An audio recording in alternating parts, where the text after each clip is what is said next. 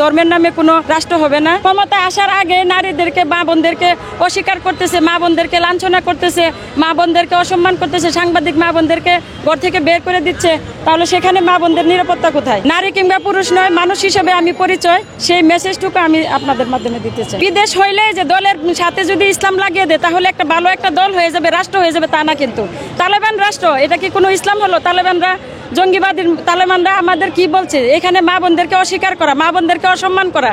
দেখা গেছে যে পর্দার নামে বিকৃত করে মা বোনদেরকে যে হয়রানিমূলক কাজ করতেছে, দিনের শিক্ষা থেকে বঞ্চিত করতেছে, জ্ঞানের শিক্ষা থেকে বঞ্চিত করতেছে। তাহলে বিদেশ হলে যে সেটা আমাদের একেবারে আকাশ ছোঁয়া একটা মানে অনেক কিছু হয়ে যাবে, এটা তো কেন না। আমি বাংলাদেশ দেখে আমার যে কোনো আমার স্বাধীনতা থাকবে না, আমার দাম থাকবে না, সেটা তো কোনো না। বিশ্বের সকল রাষ্ট্র থেকে আমরা বর্ডার মুক্ত দুনিয়া চাই। মানবতা যেরকম বিশ্ব মানবতাটা, এটা শুধু বাংলাদেশে না, সমস্ত পৃথিবীর জন্য রাহমাত লিল আলামিন, সমস্ত পৃথিবীর জন্য রহমত। যারা ইসলামকে বিকৃত করে, মা বোনদেরকে অস্বীকার করে, অসম্মান করে, যারা দল ক্ষমতায় আসবে তারাই মূলত তালেবানদের মতো মানে ইসলামের নাম দিয়ে ইসলামকে অসম্মান করা, ইসলামকে কলঙ্কিত করা।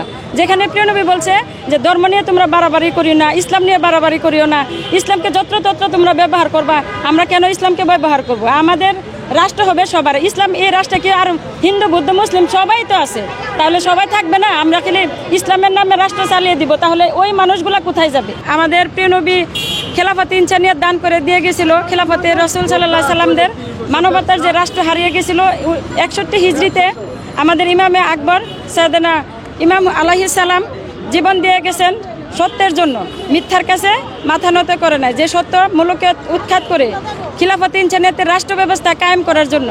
আমরা আজকে দুনিয়ায় দেখতে পাচ্ছি যে যে সত্য হারিয়ে গেছে, সেই সত্যকে উদ্ধার করার মতো কেউ কান্ডারি হয়ে আসে না। আল্লামা সৈয়দ সাইফুর রহমান নিজামী সাহেব বিশ্ব সুন্নি আন্দোলন, বিশ্ব ইনসানিয়ত বিপ্লবের প্রধান উপদেষ্টা এবং বিশ্ব ইনসানিয়ত বিপ্লব ও বিশ্ব সুন্নি আন্দোলনের প্রতিষ্ঠাতা, বিশ্ব সুন্নি, তারপরে সেই সৈয়দ আল্লামা ইমাম হায়াত আলাহি রহমান ডাকে আমরা সকল মানবিক মানুষ এবং সকল মুসলিম এক হয়ে আমরা আজকে এসেছি এখানে মানবতার রাষ্ট্র গড়ার জন্য। সব মানুষ ভাই ভাই, মানবতার দুনিয়া চাই, সব মানুষ এক মানুষ, এক মানুষ সব মানুষ, এক মানুষকে হত্যা, সব মানুষকে হত্যা। আমাদের দলটি মূলত বিশ্ব ইনসানিয়ত বিপ্লব রাজনৈতিক দল প্ল্যাটফর্ম, এটা আমাদের 46তম একটি দল, নিবন্ধিত দল। আসলে মূলত আমরা এই যে খিলাফতের রাষ্ট্র, খিলাফতের ইনসানিয়তের মানবতার রাষ্ট্র হারিয়ে গেছিল, সেটি আবার পুনরুজ্জীবন করার জন্য আমাদের আল্লামা ইমাম হায়াত আমাদেরকে ডাক দিয়েছেন। উনি অক্লান্ত পরিশ্রমে আজকের এই কর্মসূচি, আমরা তার পক্ষে আছি। সকল মানবিক মানুষ আমি মেসেজের মাধ্যমে বলে দিতে চাই যে আমরা যদি নিজেকে মানুষ দাবি করি তাহলে মানবতার রাজনীতি করব। আমি নিজেকে ইনসান দাবি করলে ইনসানিয়তের পক্ষ থাকবো, সেটা মুসলিম নন মুসলিম সব। কিন্তু ইসলামের নামে কোনো রাষ্ট্র হবে না, ইসলামের নামে কোনো রাজনীতি হবে না, কোনো ইসলামের নামে কোনো ধর্ম গোষ্ঠীবাদী রাজনীতি, উগ্রবাদী রাজনীতি, কোনো একক ধর্মের রাজনীতি হতে পারে না। রাজনীতি, রাষ্ট্র ব্যবস্থা সবে সবার সার্বজনীন, সবার উন্মুক্ত থাকবে, যেখানে রুটি রোজগারের অধিকার সমান নিশ্চিত থাকবে।